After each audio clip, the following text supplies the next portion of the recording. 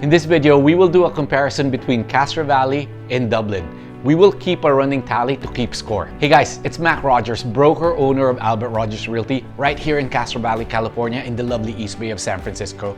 If this is your first time on this channel, welcome. This channel is all about living in the Eastbay, what it's like to live here, how much does it cost to live here, what do you do in the Eastbay. If you're looking to move here or move out of here, we can and we would love to help you out. I also give tips, advice, hacks for home buyers and home sellers, and I also do monthly real estate market updates. Give us a call, text message, email, smoke signals, pigeon carriers, however you want to reach us, we're here for you. Castro Valley and Dublin are two cities here in the Eastbay that are next to each other. They're about the same in terms of population, around 60,000 plus. Land area, Castro Valley a little bigger. Castro Valley has almost 17 square miles, while Dublin has around 15 square miles. Both are considered medium-sized towns. They are also not only expensive places to live in California, but also consistently ranked as one of the most expensive in America. It's decidedly a white-collar community, with 85% of the workforce are in white-collar jobs for Castro Valley and 92% for Dublin. Housing prices, as of July 2020, the median home price for Castro Valley was $950,000. For Dublin, it was a whopping $1.1 million. Here's a sample of a Castro Valley home just under $1 million. So for a property here in Castro Valley in the Eastbay, this is what $1 million gets you. It's a little bit under $1 million, so let's take a tour. So this is what it looks like in the inside. So you got your living room here. Nice shutters, and then your dining, and the kitchen. That's your family room. Then there's one full bathroom down here, and the bedroom here. That's the backyard. We'll go out there.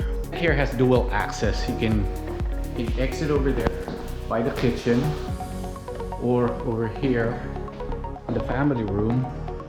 You can see this nice deck. It's several layers, or several levels, I'm sorry.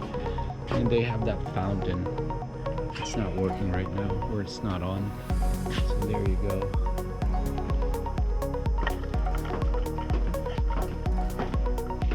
This is your second layer of deck, or level of deck. That's the house, the backside. It's nice because it gives you a lot of privacy with this property. And here's a neighborhood in Dublin that is around $1.1 million. So we are driving around right now out here in one of the neighborhoods here in Dublin. It's off of Fallon, and there's a lot of new developments over here, or pretty much new neighborhoods. The one thing that I kind of don't like about these new types of neighborhoods is that their lots tend to be smaller, and it's very typical of new home developments right now over here in the Bay Area. The lots tend to be smaller and smaller, even though you're going out farther and farther out from the city. Unlike before, when you move into the suburbs, you get a lot of lot. Nowadays, a 5,000 square feet lot is kind of unheard of. So just something to keep in mind. Dublin has a lot of new construction homes going up, or that has gone up in the last 10 plus years. Great indication that people are wanting to move into Dublin. Castro Valley doesn't have a lot of new construction going on. Both places are served by BART. Dublin kind of has a unique setup. There are two parking garages, one on the Dublin side and one on the Pleasanton side. So if you're picking up someone, be sure to know which side they're gonna be at, because it's quite a walk between the two garages. The average commute time for Dublin is around 39 minutes and 34 minutes for Castro Valley. The national average is around 26.4 minutes. The overall cost of living is slightly higher in Dublin, with 100 being our base for the US. Castro Valley cost of living index is at 188 and Dublin is at 199. Now here's the side-by-side comparison for the cost of living index, broken down to food, health, housing, utilities, transportation, and miscellaneous. How safe are these two cities? Here's what I have to say living in Castro Valley and also always being around Dublin. I have never once felt unsafe in these two cities. I have two girls and I wouldn't even give it a second thought when and if they tell me that they're going to Dublin or around Castro Valley. That being said, here's what the data is saying about these two communities. Neighborhood Scout did what they call an exclusive analysis of FBI data, and this is what they have to say about Castro Valley overall in Dublin. Castro Valley has a crime rate of 14 per 1,000 residents, which puts it near the average for all cities and towns of all sizes in America. You have a 1 in 72 chance of becoming a victim compared to other communities in California of all population sizes. Castro Valley's crime rate is lower than approximately 72% of California communities. But if you compare it to similar sized population, Castro Valley is even lower than the average. Translation, safer community. Let's break this down to violent crimes and property crimes. Violent crimes in Castro Valley actually has a higher rate than most communities of all population sizes in America. Your chances of getting robbed, aggravated assault, rape, or murder is 1 in 337 or about 3 in 1,000. For property crime, it's about 11 per 1,000, which is about average for all cities and towns in America of all population sizes. For Dublin, it's considerably higher than the national average, but it's still not considered a high crime rate community. Compared to the California average, Dublin has a crime rate that is higher than 57% of the state's cities and towns of all sizes. Based on the FBI crime data, Dublin is not one of the safest communities in America. Now, I don't know what to say or how to say this, but that doesn't compute in my mind. As I've mentioned earlier, we spend a lot of time in Dublin and I have never felt unsafe or think for a moment that something bad might happen to us when we're there. So I did a little bit more comparison with other cities that I know, just to get it in my head why they have it labeled as not a safe community. And here are the numbers or the different index for other cities around Dublin. The index is based out of 100, with 1 being the unsafest and 100 being the safest. So we have Oakland, index is 1, definitely not safe. Pleasanton, index of 29, also considered not safe. San Ramon, index of 52, safe. Livermore, index of 25, not safe. Union City, index of 18, not safe. San Leandro, index of 5, not safe. Hayward, index of 10, not safe. After seeing this data, I kind of came to an analogy just to understand why this is considered unsafe.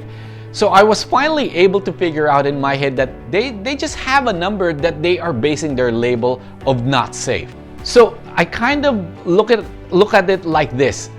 Think of a professional athlete that's not a superstar.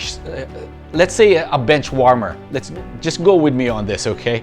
Let's say, for instance, the Warriors. You have Steph Curry and whoever that's on the bench that doesn't get a lot of playing time. Now, statistically, that player doesn't seem good, right? Because he's not playing, he doesn't score anything. But if you look at him, he's actually much better than the average athlete out there. He's still a pro. So even though to the eyes of the statistics, he's not good, he's still way ahead of other players, right? So Dublin is kind of like that. A professional player, but a bench warmer. At least, if you don't follow my analogy, just hear me out on this. This won't stop me from going to Dublin or moving to Dublin if I wanted to move there. If you're keeping track, so far this is what we have. Housing prices goes to Castro Valley, a little bit less expensive. Cost of living, I want to say it's a tie, but with Dublin housing prices higher than Castro Valley, I'd say this one goes to Castro Valley as well. Access to BART, this one's a tie. Crime, my heart tells me that it should be a tie, but the number says otherwise. So this one goes to Castro Valley as well. Now let's move on to other metrics. Next is weather. Weather, for all intents and purposes, is almost the same, but I would give this one to Dublin. I feel like it's sunnier over there, especially when it's cloudy and foggy in Castro Valley.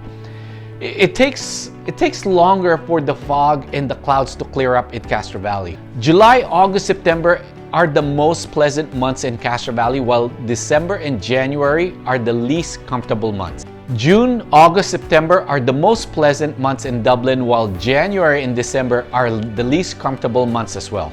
In education, Castro Valley spends a little bit more per student than Dublin. Dublin spends 3.6% less per student than Castro Valley does. Castro Valley public schools spend around $12,000 per student, still lower than the average school expenditure in the US of $12,383, but higher than the Dublin public schools. They spend around $11,000 per student. But the student-to-teacher ratio is 2.8% lower in Dublin than in Castro Valley.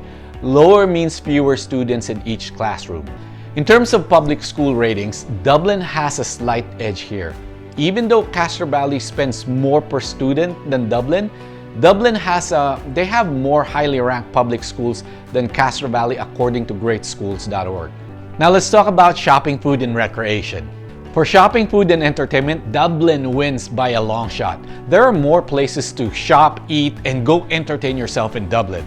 Here's just a few examples. You have the Hacienda Crossings, you have the Ulfort Center, you have the new Persimmon Place, and other shopping center complex that offers a variety of restaurants and bars to choose from. Plus, my daughters wanted me to make sure that I don't forget to mention that they have a Target. I mean, how can you beat that? They also have a Whole Foods grocery at the new Persimmon Place. Castro Valley, well, we have the Village, the 580 Marketplace, and a lot of small kind of run-down, tired strip mall areas. One thing that's really exciting is the new Castro Valley Marketplace that just opened up close to the Village. It's not fully opened yet when I toured, but it definitely is exciting once all the businesses are up and running. Take a look at the short video. Hey guys, I'm here at the new Castro Valley Market down by the Village. I want to give you a tour and let's see what's open.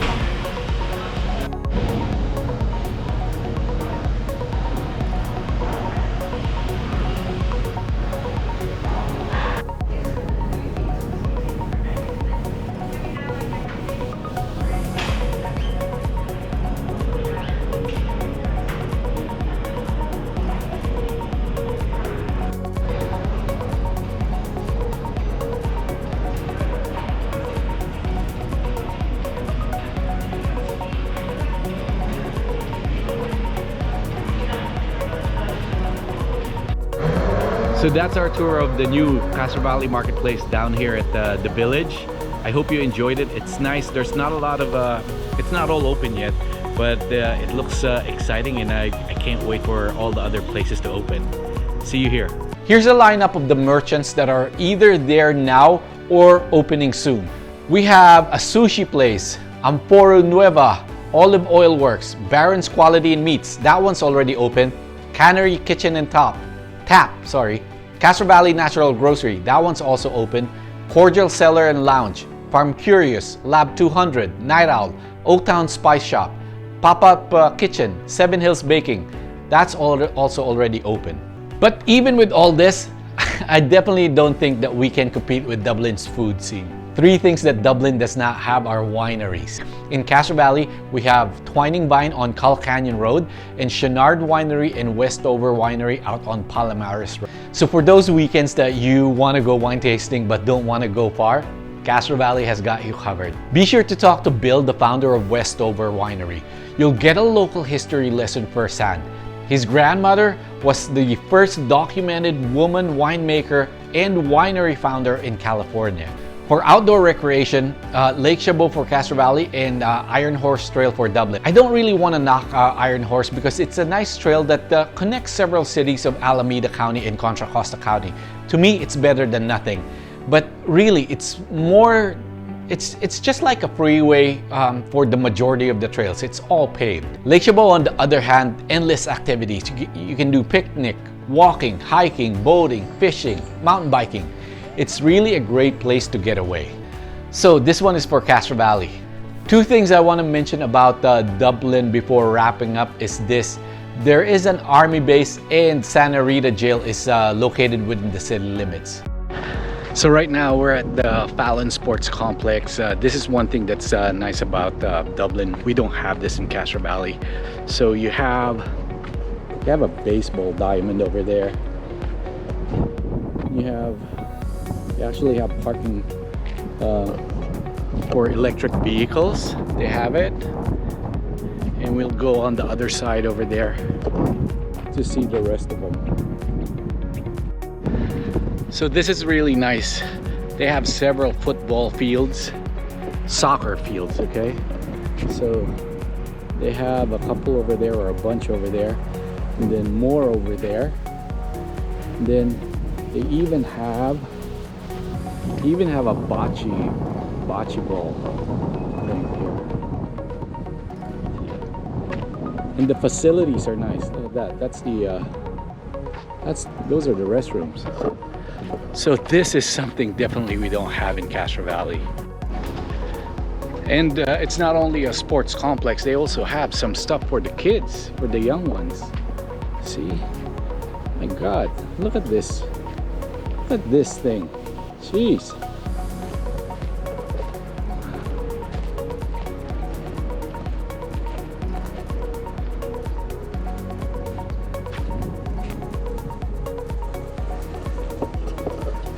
Again, we don't have this in Castro Valley. So this is definitely a plus for Dublin if you have young kids. If you're into sports, soccer, they have a bunch of field over here. And this complex is really nice. It's still fairly new. So which is a better place, Castro Valley or Dublin?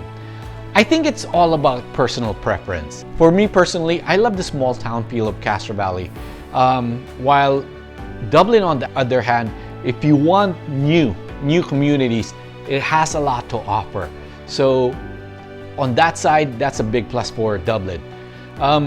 In terms of all the amenities, I would say that again, Dublin has a lot more to offer than Castro Valley, but it's such a short drive away, and it's a pleasant drive when it's not traffic, obviously. And parking is never a problem over there, so I don't think you're gonna miss out anything if you do end up in Castro Valley rather than in Dublin. Was there anything that I left out on Dublin or Castro Valley? I would love to hear your comments and feedback below.